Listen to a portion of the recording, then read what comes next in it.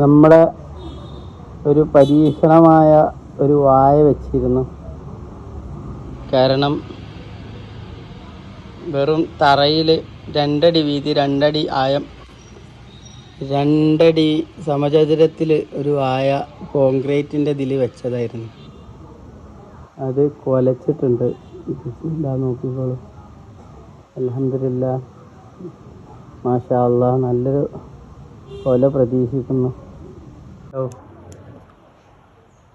ഏതായാലും തികച്ചും ജൈവകരമായി കൃഷി ചെയ്തൊരു വാഴയാണ്.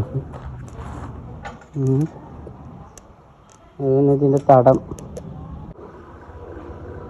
സന്തോഷം തന്നെയാണ് ഓരോ കർഷകർക്കും സ്വന്തം നട്ട് വളർത്തി ഉണ്ടാക്കിയ വാഴ മക്കളെ പോലെ തന്നെ. ഇതാണ് ഇതിൻ്റെ തടം.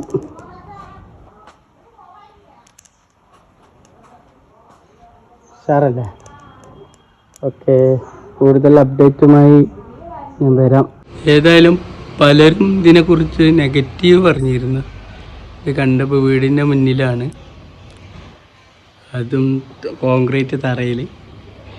ഞാൻ അങ്ങനെ വെക്കണച്ചിട്ട് വെച്ചതല്ല. ഈ ഒരു വായ നേന്ത്രവായയാണ്. ഇത് വെക്കാൻ ഇടയില്ലാത്തതുകൊണ്ട് ഞാൻ ഇവിടെ ഒരു കവറിൽ വെച്ചതായിരുന്നു. ഇവിടെ നിന്ന് വലിയൊരു വായായി, ഒരു ചാക്കിലായിരുന്നു.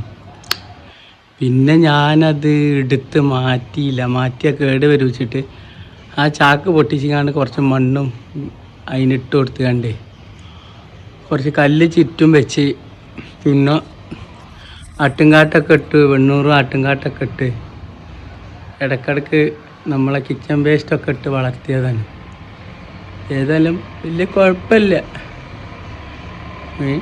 അല്ലേ?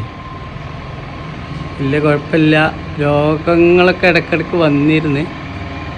അപ്പോൾ ഞാനിങ്ങനെ കുട്ടികളെ നോക്കണ പോലെ നോക്കും.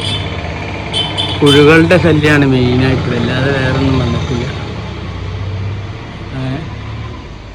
പിന്നെ നമ്മൾ നോക്കിയാൽ വാഴ ഉണ്ടാവും. ഏകദേശം ഇത് എനിക്ക് തോന്നുന്നത് ഒരു 9-10 മാസമായി. 9-10 മാസമായിട്ടുണ്ട്.